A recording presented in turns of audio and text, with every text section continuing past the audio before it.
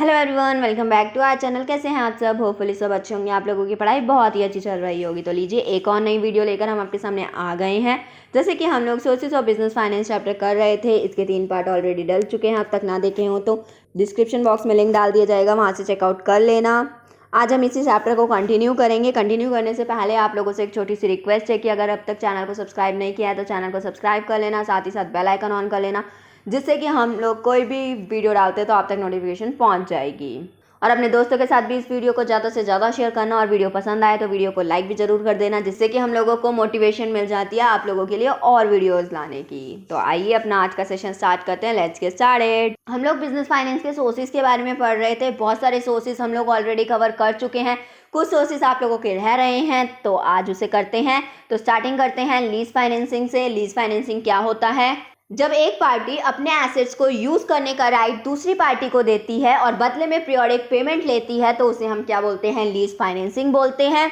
यानी कि जो एसेट का ओनर है वो एसेट्स को यूज करने का राइट दे रहा है दूसरी पार्टी को, और बदले में क्या ले रहा है? एसेट को यूज करने का रेंट ले रहा है, तो उसे क्या बोला जाता है? लीज फाइनेंसिंग बोला जाता है। Lease is a contractual agreement. ये क्या है? एक कॉन्ट्रैक्चुअल एग्रीमेंट है वेयर बाय वन पार्टी, जहां पे एक party that is the owner of an assets, एक पार्टी जो कि एसेट के ओनर है, grants the other party the right to use the assets.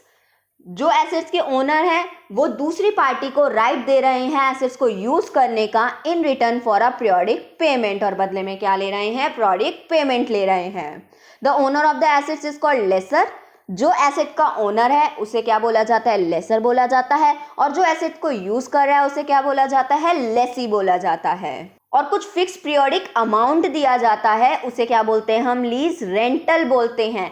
Lesi asset को यूज करने का कुछ फिक्स्ड अमाउंट देता है, उसे क्या बोला जाता है? लीज रेंटल बोला जाता है। The lessee pays a fixed periodic amount called lease rental to the lessor for the use of the assets. The term and conditions regulating the lease arrangements are given in the lease contract.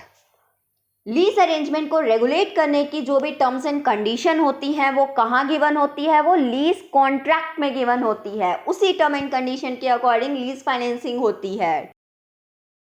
Eight the end of the lease period खत्म होने के बाद assets goes back to the laser.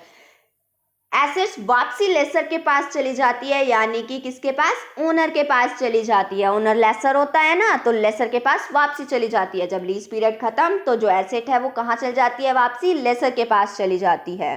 It is useful in such assets which become obsolete quickly. Lease financing उन assets के लिए useful है जो कि जल्दी से जल्दी ऑब्सलीट हो जाते हैं, जैसे कि कंप्यूटर्स, लैपटॉप या इलेक्ट्रॉनिक इक्विपमेंट्स, जो कि टेक्नोलॉजिकल अपग्रेडेशन के साथ साथ क्या करने पड़ते हैं? चेंज करने पड़ते हैं। तो उनके लिए लीज फाइनेंसिंग क्या है? बेनिफिशियल है। नेक्स्ट देखते हैं मेरिट्स क्या है इसके। पहला है हमारा लोअर इन्वेस्टमेंट। कोई एसेट्स हम परचेज करते तो उसमें इन्वेस्टमेंट ज़्यादा लगती, लेकिन अगर हम उस एसेट्स को लीज पे ले लेते हैं तो इन्वेस्टमेंट क्या हो जाती है? हमारी कम हो जाती है। It enables the lessee to acquire the assets with a lower investment. Next है लेस फॉर्मेलिटीज। लीज फाइनेंसिंग में ज़्यादा फॉर्मेलिटीज भी नहीं है, सिंपल डॉक्यूमेंटेशन है। Simple documentations make it easier to finance assets. Next है टैक्स बेनिफिट्स। लीज फाइनेंसिंग में tax benefits भी हैं। The lease rental paid by the lessee are deductible for computing taxable profits. जो lease rental होता है वो taxable profits compute करते time क्या होता है? डिडक्टिबल होता है। तो ये क्या है? एक तरीके का टैक्स बेनिफिट है। नेक्स्ट है no loss of control. Lease financing में किसी भी तरीके का बिजनेस का कंट्रोल लॉस नहीं होता, बिजनेस की ओनरशिप नहीं डाइल्यूट होती। It provide finance without diluting the ownership and control of the business. Next है no effect on borrowing capacity. It does not affect the debt raising capacity of an enterprises. Lease financing enterprise के date raising capacity को भी effect नहीं करती है। Next अगर मैं demerits की बात करूं तो डीमेरिट्स में सबसे पहला है restrictions on the use of assets. जो लेसर होता है, जो एसेट का ओनर होता है, वो बहुत सारी रिस्ट्रिक्शंस लगा देता है एसेट्स को यूज करने के लिए, जैसे कि आप एसेट में किसी भी तरीके का ऑल्ट्रेशन या मॉडिफिकेशन नहीं करेंगे। तो ये क्या लगा देता है? लेसर यानी कि ओनर, जो कि क्या लगा देता है? एसेट्स को यूज करने के लिए कुछ रिस्ट्रिक्शंस लगा देता है। लेसर में impose certain restrictions on the use of assets, यानी कि आप एसेट्स को ऑल्टरेट या फिर मॉडिफाई नहीं कर सकते अपने अकॉर्डिंग। फॉर एग्जाम्पल, लेसी में not allowed to make any alteration और modification in the assets. Next है हमारा द नॉर्मल बिजनेस ऑपरेशन में be affected in case the lease is not renewed. अगर लीज रिन्यूड नहीं हुई तो नॉर्मल बिजनेस ऑपरेशन भी इफेक्ट होते हैं, क्योंकि अगर लीज एग्रीमेंट खत्म हो गया तो जो एसेट है वो कहाँ चला जाता है, वापसी ओनर के पास चला जाता है, वापसी लेसर के पास चला जाता है। तो उससे क्या होता है, वो एसेट अवेलेबल नहीं हो पाता बिजनेस में, जिससे कि नॉर्मल बिजनेस ऑपरेशन भी क्या होते हैं, इफेक्ट होते हैं अगर लीज रिन्यू नहीं हुई तो। नेक्स्ट है हमारा हायर पे आउट ऑब्लिगेशन। अगर मान लो हमने कोई भी इक्विपमेंट लीज पे लिया और हमने देखा कि वो अब इतना यूजफुल नहीं है हमारे लिए, तो अब हम क्या करते हैं, उसे वापसी कर देते हैं और अपनी जो लीज एग्रीमेंट है उसको वहीं पे रोकने की कोशिश करते हैं, यानी कि प्रीमेच्योर टर्मिनेशन कर देते हैं लीज एग्रीमेंट का। ठीक है, यानी कि टाइम से पहले ही एग्रीमेंट को ख़त्म करना चाहते हैं। उस केस में भी आपको फुल पेमेंट करनी पड़ेगी। क्या करनी पड़ती है, उस केस में भी जो लेसी होता है उसको क्या करनी पड़ती है, फुल पेमेंट करनी पड़ती है। तो हायर पे आउट ऑब्लिगेशन है ये। इट में रिजल्ट इन हायर पे out obligation in case the equipment is not found useful. अगर इक्विपमेंट यूजफुल फाउंड नहीं हुआ and the Lesi opt for premature termination, अगर लेसी चाहता है कि वो प्रीमेच्योर टर्मिनेशन कर ले लीज एग्रीमेंट की, यानी कि लीज एग्रीमेंट को टाइम से पहले ही रोकने की कोशिश की जा रही है, लीज एग्रीमेंट को टाइम से पहले ही खत्म करने की कोशिश की जा रही है, उस टाइम पे भी लेसी को पूरी पेमेंट करनी पड़ेगी। तो ये एक तरीके की ये डीमेरिट है। एसेट को आगे यूज नहीं करना चाह रहे हैं, फिर भी आपको पूरी पेमेंट करनी पड़ेगी।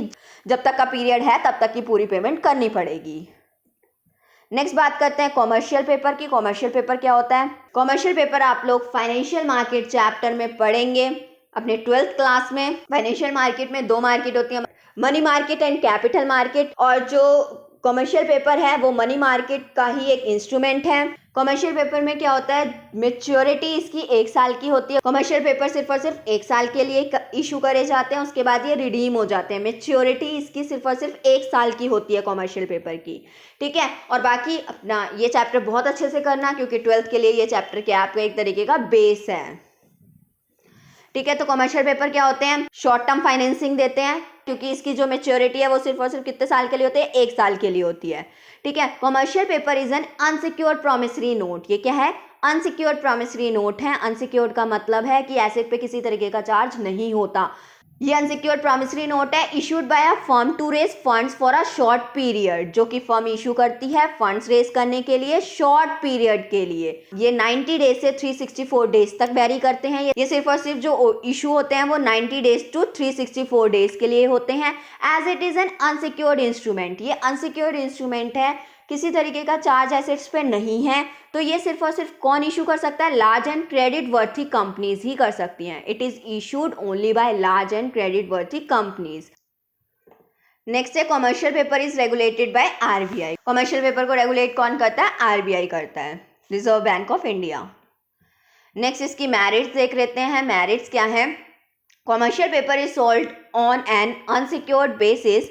हमने पढ़ा था ना कॉमर्शियल पेपर क्या है, अनसिक्योर्ड है, अनसिक्योर्ड प्रॉमिसरी नोट है, and does not contain any restrictive conditions. Commercial paper unsecured basis पे सोल्ड होता है, इसीलिए इस पे किसी भी तरीके की रिस्ट्रिक्टिव कंडीशंस नहीं है।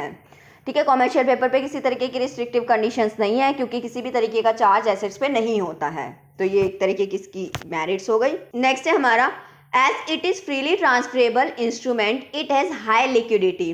कॉमर्शियल पेपर जो होते हैं वो क्या होते हैं, फ्रीली ट्रांसफरेबल इंस्ट्रूमेंट्स होते हैं, इसलिए इसकी क्या है, हाई लिक्विडिटी है। लिक्विडिटी का मतलब क्या होता है, जो कि जल्दी से जल्दी कैश में कन्वर्ट किए जा सकते हैं। कॉमर्शियल पेपर क्या होते हैं, हाई लिक्विड होते हैं, वो जल्दी से जल्दी कैश में कन्वर्ट किए जा सकते हैं, क्योंकि कॉमर्शियल पेपर क्या है, फ्रीली ट्रांसफरेबल इंस्ट्रूमेंट है।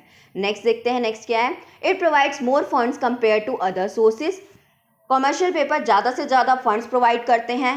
ठीक है, generally the cost of CP यानी कि कॉमर्शियल पेपर की जो कॉस्ट है to the issuing firm is lower than the cost of commercial bank loan. यानी कि जो कॉमर्शियल पेपर की जो कॉस्ट है इशूइंग फर्म के लिए कम है as compare to cost of commercial banks loan. यानी कि जो लोन हम कॉमर्शियल बैंक से लेते हैं उससे सस्ता पड़ता है कॉमर्शियल पेपर। ठीक है, कमर्शियल पेपर की कॉस्ट क्या है, कम है कमर्शियल बैंक लोन से। नेक्स्ट है हमारा companies can invest their excess funds in commercial paper and can earn good return on the same. Companies जिनके पास बहुत सारा फंड्स होता है वो क्या करती हैं, कमर्शियल पेपर में इन्वेस्ट कर देती है और अच्छा खासा रिटर्न लेती है कमर्शियल पेपर पे। ठीक है, नेक्स्ट देखते हैं कमर्शियल पेपर के डीमेरिट्स। डीमेरिट्स क्या क्या हैं कमर्शियल पेपर के। पहला है हमारा only financially sound and highly rated firms can raise money through commercial papers. सिर्फ और सिर्फ जो फाइनेंशियली साउंड और हाईली रेटेड फर्म्स होती हैं वही पैसा रेज कर सकते हैं कमर्शियल पेपर के थ्रू, क्योंकि हम लोगों ने पढ़ा था कि commercial paper unsecured promissory note है, कोई चार्ज एसेट्स पे नहीं लगता है, इसलिए कमर्शियल पेपर सिर्फ और सिर्फ कौन इशू कर सकती है, क्रेडिट वर्थी और लार्ज फर्म्स कर सकती हैं। तो सिर्फ और सिर्फ जो कमर्शियल पेपर है वो financially sound and highly rated firms के लिए ही बेनिफिशियल है। न्यू और मॉडरेट रेटेड फर्म्स इस पोजीशन में नहीं हो पाती कि वो फंड्स रेज कर पाएं इस मेथड से। तो ये एक डीमेरिट है कि जो नई और मॉडरेट रेटेड फर्म्स हैं वो इस पोजीशन में नहीं होती कि वो कमर्शियल पेपर इशू करके मनी रेज कर पाए। नेक्स्ट है हमारा it is impersonal method of financing. Commercial paper impersonal method है फाइनेंसिंग का। As such if a firm is not in a position to redeem its paper due to financial difficulties. क्यों impersonal method है financing का, अगर company कभी इस position में नहीं हुई कि वो अपने पेपर को रिडीम कर पाए, किसी फाइनेंशियल डिफिकल्टीज की वजह से अगर वो अपने पेपर को रिडीम नहीं कर पा रही है, extending the maturity of a CP is not possible, उस केस में भी हम मेच्योरिटी सीपी की यानी कि कमर्शियल पेपर की मेच्योरिटी एक्सटेंड नहीं कर सकते, क्योंकि कमर्शियल पेपर की मैच्योरिटी एक्सटेंड करना पॉसिबल है ही नहीं।